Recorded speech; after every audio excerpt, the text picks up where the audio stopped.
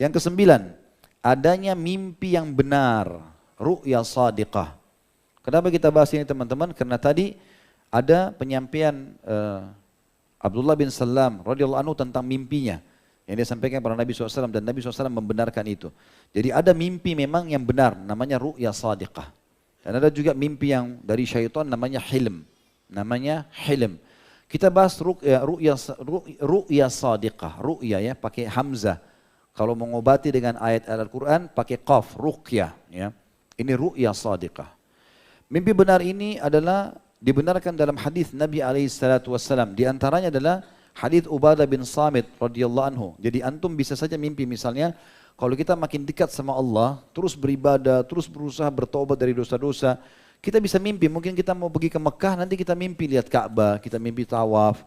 Ada keluarga yang mau datang, kita mimpi dia sudah datang, ternyata terjadi 2 hari kemudian. Namanya ru'ya shadiqah. Kapan orang itu beribadah kepada Allah, Allah kasih itu. Dalilnya dari Ubadah bin Samit radhiyallahu anhu dari Nabi SAW, beliau bersabda, ru'yal mu'mini juz'un min sittati wa arba'ina juz'an minan nubuwah. Mimpi seorang mukmin adalah 1 dari 46 bagian kenabian. Riwayat lain, kemukjizatan kenabian. Hadis ini riwayat Bukhari nomor 6987 dan Muslim 6043. Yang kedua, tentang mimpi yang baik. Disebutkan dari hadis Abu Sa'id Al-Khudri radhiyallahu anhu, beliau berkata, dan juga Abu Hurairah ya, Nabi SAW bersabda, ar-ru'ya salihatu juz'a min sittati wa arba'ina juz'an minan nubuwah. Mimpi yang baik itu, artinya mimpi yang menggembirakan, petunjuk dari Allah, adalah 1 dari 46 bagian kenabian. Hadis ini riwayat Bukhari nomor 6989, Imam Muslim nomor 6049. Juga hadis yang lain, Abu Sa'id Al-Khudri radhiyallahu anhu mengatakan, Nabi SAW bersabda, ru'yar rajulul muslimis salihi juz'a min sab'ina juz'an minan nubuwah. Mimpi seorang muslim yang saleh adalah 1 dari 46 bagian kenabian. Ya. Maaf, bagian daripada 70 bagian dari mukjizat kenabian. Juga cukup banyak sekali ya contoh-contoh bagaimana Nabi SAW juga mimpi pada saat mau terjadi perang Uhud. Nabi SAW mengatakan kepada para sahabat, kita bertahan atau kita keluar nih? Kata para sahabat yang semangat karena mendengar kisah-kisah perang Badar, muslimin menang, ada malaikat hadir, maka mereka pun mengatakan, ya Rasulullah keluar aja. Nabi SAW mengatakan, tapi saya ingin bertahan di Madinah. Cuma karena mayoritas sahabat ingin keluar karena mereka semangat mau jihad, Nabi SAW masuk rumah, kemudian beliau pun pakai baju perangnya. Setelah pakai baju perangnya beliau keluar. Kata para sahabat, kayaknya kita paksakan Nabi nih. Ya Rasulullah, enggak apa-apa kita di Madinah aja. Kata Nabi SAW, tidak layak. Nabi, seorang Nabi sudah pakai baju perang lalu dia buka lagi. Sampai Allah tentukan dia atau musuhnya yang menang. Lalu Nabi SAW bilang, saya telah bermimpi. Melihat sebenarnya ya, Nabi SAW melihat. Saya melihat ada pecahan atau ya retakan di pedang saya. Dan saya juga bermimpi melihat ada sapi yang disembelih. Dan saya juga melihat saya masuk ke dalam sebuah benteng yang sangat kuat. Kata para sahabat, ya Rasulullah, apa anda mentakwilkannya? Kata Nabi SAW, kalau pedangku yang patah itu terletak ada sahabatku yang terbunuh. Dan sapi yang disembelih itu ada kerabatku ya, yang terbunuh. Itu Hamzah nanti terbunuh di perang Uhud. Kemudian aku masuk ke benteng yang kuat adalah kota Madinah.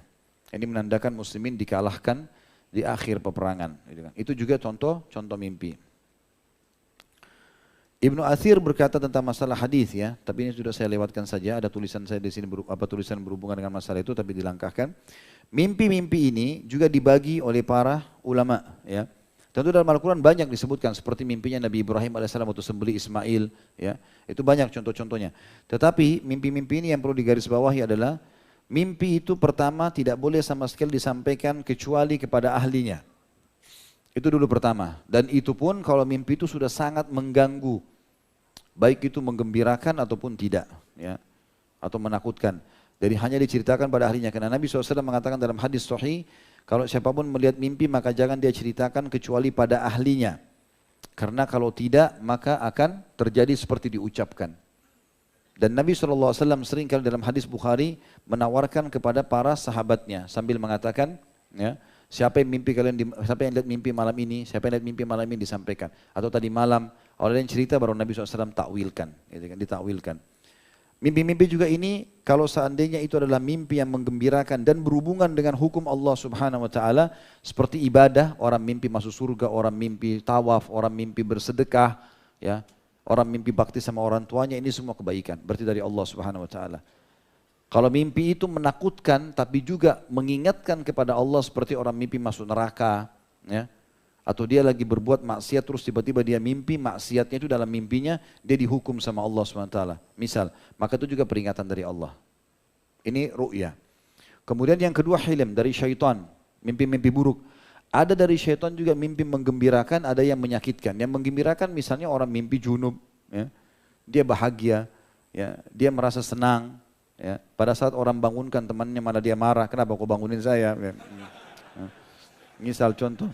Tapi dari syaitan, nggak boleh dia mimpi, nggak boleh dia bangga dengan itu, karena syaitan yang bermain pada dia itu. Ada juga mimpi yang menakutkan, ya seperti mimpi-mimpi jatuh dari jurang, digigit binatang, ya ini dari syaitan semua. Atau dia menakut-nakuti segala macam hal, ya mimpi buruk. Yang kita kalau bangun kita berharap kita berterima kasih pada orang yang membangunkan. Ini namanya hilm. Nah untuk mentakwilkan mimpi tidak boleh sembarangan, harus ahlinya. Dan ini tidak boleh sembarangan kita ceritakan sebagaimana tadi sudah kita jelaskan. Kecuali para ulama yang ahli, itu pun tidak semuanya. Kita tahu tidak semua nabi-nabi disebutkan dalam Al-Quran ataupun sunnah Nabi SAW mentakwilkan mimpi. Yang masyhur adalah Yusuf AS dan Nabi Muhammad SAW. Tapi nabi-nabi lain kita misalnya terangkan Nabi Musa AS. Lebih cenderung kepada melawan para penyihir, menguruskan pemahaman Bani Israel. Tapi tidak disebutkan masalah ciri khas mimpi ini. Karena tidak semua orang gitu kan. Tapi teman-teman kalau orang menjadi ahli mimpi, takwil mimpi, dia harus punya ilmu yang luas. Selain ilmu agama, dia juga harus punya ilmu tentang lokasi dan keadaan masyarakat setempat. Kata Ibnu Sirin rahimahullah, salah satu tabi'in yang sampai punya buku masalah mimpi, dia mengatakan, kalau seseorang itu mau mentakwilkan mimpi, dia harus tahu. Kalau orang mimpi gajah misalnya, dan kebetulan gajah di lokasi orang itu dihormati, maka maknanya dia akan dapat kehormatan. Tapi kalau dia mimpi gajah di lokasi yang gajah banyak dibunuh, berarti dia akan terhina dengan itu. Itu contohnya, jadi mengetahui tentang keadaan setempat, gitu kan. Kalau dia mimpi hujan di lokasi yang tidak pernah hujan, maka ini satu hal yang harus ditelusuri, kenapa dia harus mimpi seperti ini. Kalau dia mimpi di lokasi memang sudah biasa hujan, berarti itu maknanya positif saja, gitu kan. Dan seterusnya, makna-makna seperti ini harus difahami. Kemudian memahami juga dari sisi pandangan-pandangan syar'i. Semua mimpi yang berhubungan dengan hewan yang diperintahkan dalam syariat untuk dibunuh, berarti itu peringatan dari Allah SWT. Seperti misalnya mimpi kalajengking, mimpi ular, ya, mimpi burung gagak, mimpi burung raja wali, mimpi cecak, ya. Ini semua adalah, atau mimpi tikus, ya. Ini disimpulkan oleh Ibnu Sirin adalah orang-orang yang buruk atau syaitan manusia atau jin yang sedang mengganggu dia. Jadi kalau teman-teman lagi istikharah mau menikah misalnya, lalu mimpi ada tikus yang mendekati kakinya atau ular, ini menandakan calonnya itu kemungkinan fasik. Ya. Makanya Nabi SAW mengistilahkan cecak itu misalnya atau tikus dengan istilah fuwaisiqah, ya binatang yang fasik. Gitu. Nah ini mimpi seperti itu. Itu yang pernah kami disampaikan juga oleh dosen waktu mengajar Sunan Nabi Daud di tingkat 3 kuliah di Madinah tentang takwil mimpi. Nah, kalau orang mimpi justru hewan-hewan yang disayangi oleh Nabi SAW atau dijadikan sebagai bahan pendekatan diri kepada Allah seperti kambing, ya, dalam hewan kurban, sapi dan seterusnya, ini berarti insya Allah mimpi-mimpi yang positif, ya, yang positif, ya. Dan tidak semua mimpi bisa ditakwilkan, tapi sebagian saja darinya.